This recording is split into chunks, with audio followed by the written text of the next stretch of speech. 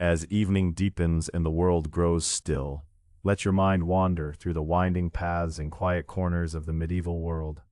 Imagine the hush that falls over old stone halls, the flicker of torchlight on weathered banners, and the gentle rustle of parchment as time's stories unfold.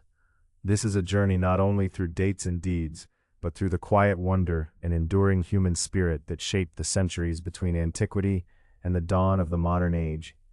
As the 5th century of the Common Era came to a close, the world that had once been unified under the might of Rome found itself forever changed.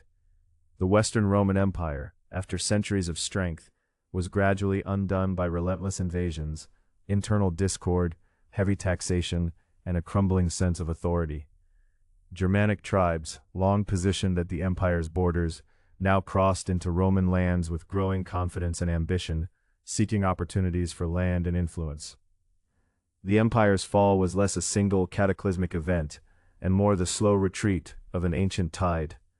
Generations felt the foundations of Roman society shift beneath them, as legions thinned, discipline waned, and both common folk and nobles faced economic hardship and unrest. With the abdication of Romulus Augustulus in the year 476, symbolically marking the end of Roman rule in the West, a patchwork of new kingdoms arose. The Goths, the Franks, the Vandals, all once perceived as outsiders, weaved their own customs and languages with those of Rome, laying the foundations for early medieval Europe. The end of the empire was a transformation as much as a collapse.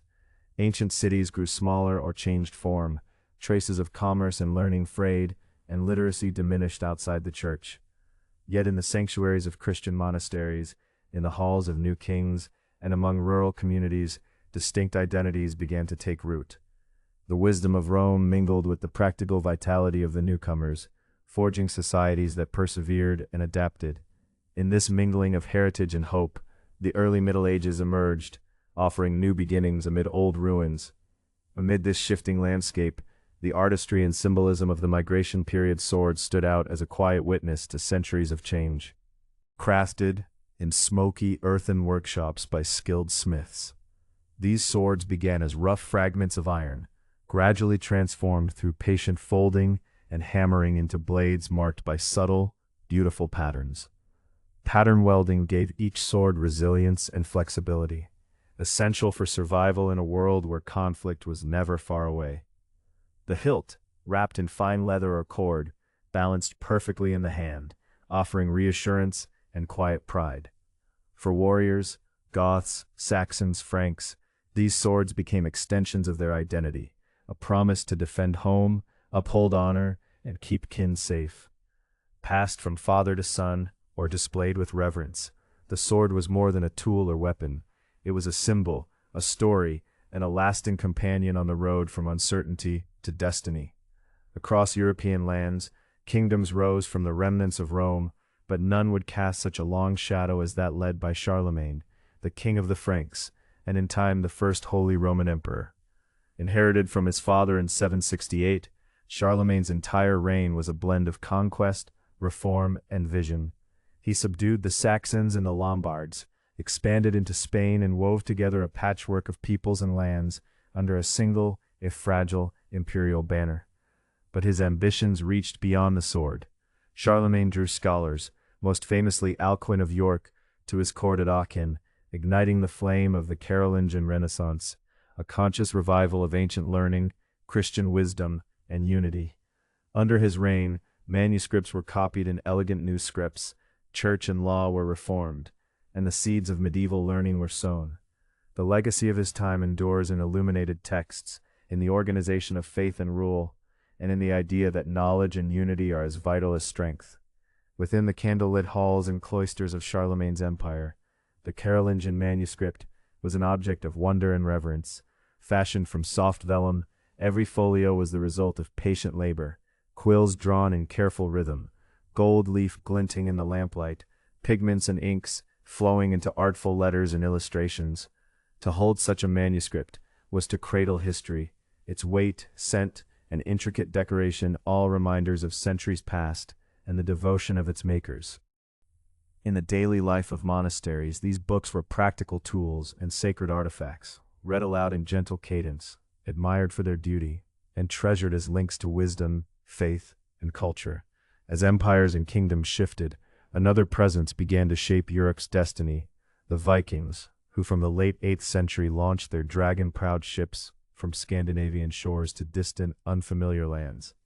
Initially drawn by overpopulation, tight resources, and the allure of riches, the Norse carved out realms in England, Ireland, France, and as far as the rivers of Russia. Their arrival, first felt in the shocking raid on Lindisfarne in 793, sent waves of fear and change through Europe. Unprepared for the Vikings' speed and skill, local lords strengthened defenses, built fortifications, and adapted their ways. Over decades, Viking incursions evolved from seasonal raids to ambitious campaigns and the founding of settlements. The Norse eventually assimilated, their language and customs blending with those of locals, their presence both destructive and creative.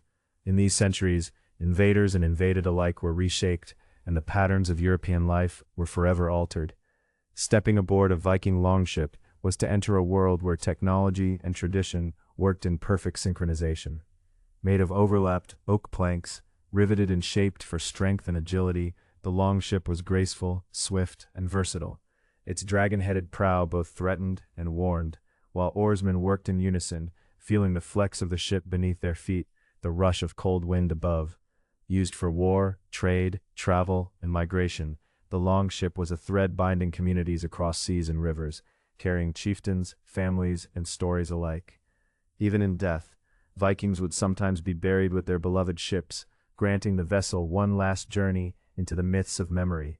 In the quieter reaches of an unsettled world, new inspirations shaped the rise of European monasticism.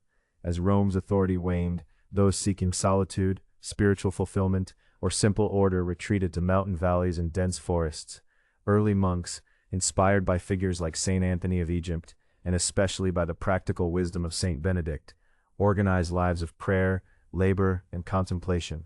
The rule of Saint Benedict, balancing stability, prayer, and work, transformed these communities into islands of order and resilience, where ancient texts were carefully copied, fields tended, and hospitality extended to travelers.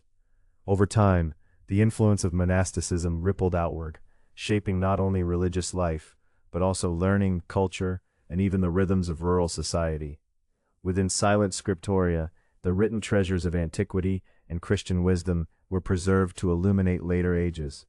In these scriptoria, illuminated manuscripts came to life, sacred texts adorned with brilliant pigments and gold leaf, each letter and image glowing with both spiritual significance and artistic devotion. Though few would ever hold these wonders in their own hands, their presence radiated reverence and authority, marking the heart of learning and worship in churches and monasteries alike. For princes, scholars, and peasants, the sight of an illuminated manuscript, gold gleaming in candlelight, images whispering stories beyond words, bridged the gap between faith and imagination, making the world feel larger and more mysterious. By the year 1066, another great transformation swept across the English lands as the Normans, led by William, Duke of Normandy, claimed the crown after the bloody contest at Hastings. This conquest resulted not from a single skirmish, but from years of intrigue, ambition, and bitter rivalry. Normandy's knights and archers, after a carefully planned invasion, clashed with English infantry at Senlac Hill. The victory was sealed with the death of Harold Godwinson and the rise of William as king, setting in motion a cascade of changes. Anglo-Saxon nobles were replaced by Norman lords, the English language absorbed Norman words, and new castles and institutions stamped Norman authority upon the land. Though born of blood, this union of cultures would define the nation's identity, law, and language for centuries. Among the artifacts of Norman power and legacy, the chainmail hauberk stands as a symbol of resilience and quiet assurance. To craft a hauberk required painstaking effort, each iron ring riveted or welded before being joined in a flexible mesh. Once donned, the hauberk draped heavy and cool across the body, offering both practical protection and the silent dignity of rank. The wearers, knights and retainers, carried the promise of service and privilege. Beyond battle, the hauberk might hang in the Lord's Hall, an heirloom passed down through generations, its rings telling tales of old campaigns and duty fulfilled. As Europe continued to evolve after Rome's fall, communities sought stability in feudalism and manorialism, where the bonds of land, loyalty, and labor bound the fabric of society. Kings granted land to nobles and knights in return for service and fealty, while the manor formed the heart of agricultural and social life. Serfs and peasants worked the fields, owing their lord a share of labor and harvest, and in turn received protection and land to sustain their families. The manor's rhythms, marked by the seasons and the tolling of the church bell, were stabilized by rituals and customs, giving rise to new forms of order, justice, and belonging. The manorial lord's seal was one such symbol of authority, carefully fashioned by artisans in bronze, silver, or gold. When pressed into warm wax, the seal conferred legitimacy and trust, transforming mere parchment into living records of land, contract, or agreement. For villagers and tenants, the seal's impression represented law, tradition, and the continual thread of local leadership. Worn on a chain or tucked into a pouch, the seal became a personal companion as well as a public signal, reinforcing the intimate connections and hierarchies that held medieval communities together. In the waning years of the 11th century, another call echoed across Europe as the Pope summoned lords and peasants to the Crusades. The Crusades, beginning in 1095, with Pope Urban II's passionate exhortation at Clermont, were born of a mix of faith, ambition, and economics. Armies set out for the Holy Land, fueled by zeal, the lure of land and wealth, and the pressures of feudal rivalries. As soldiers conquered or built new kingdoms, trade and culture flowed between Europe and the East. Cities like Venice and Genoa prospered, and the movement of people and ideas intensified. Yet the wars brought not only glory and riches, but also deep scars, division, displacement, and enduring conflict between Christian, Muslim, and Jewish communities. At the heart of these campaigns was the Crusader sword, both weapon and emblem. Forged of carefully balanced steel, light yet strong, with a simple crossguard and a classic wheel pommel, each sword was a testament to its maker and bearer. When drawn from its scabbard, the sword's weight was a living reminder of oaths, duty, and belief. It traveled from battlefield to ceremony, present in moments of war and peace alike, carried with hope, fear, and steadfastness. Through stories and songs, the Crusader sword became an enduring emblem of valor, trial, and a sacred mission. On a summer's day in 1215, amid the meadows of Runnymede beside the Thames, another profound moment unfolded. King John, pressured by barons who had grown tired of injustice and arbitrary rule, set his seal to Magna Carta, the Great Charter. In this document, for the first time, it was acknowledged that a king was not above the law. The charter promised due process and fair justice, established that certain taxes and decisions required common counsel, and stitched into history the idea that rulers themselves are bound by law. Although John quickly rejected Magna Carta and civil war followed, its core principles would echo through the development of Parliament, inspire revolutions, and influence charters in distant lands. Magna Carta became a living symbol of liberty and governance, its message enduring through centuries of debate and change. Returning to the everyday world of the Middle Ages, we find the manuscript, sometimes illuminated, sometimes plain, as an object of both luxury and necessity, prepared from sheepskin, goatskin, or calfskin, then carefully cleansed, stretched, and trimmed. Each folio was a monument to patience and skill. Monks and scribes, heads bowed in prayer and concentration, preserved law, wisdom, and faith within these bound pages, their work shaping the spiritual and intellectual life of their age. Manuscripts carried with them the scent of vellum, the whisper of quills, and the promise of knowledge passed across generations.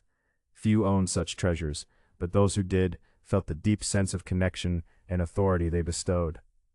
Yet, not all the trials of medieval Europe were of human making. In the middle of the 14th century, the Black Death swept in from the east, carried by trade routes into ports and towns, and within a few short years robbed Europe of a third or even half of its people.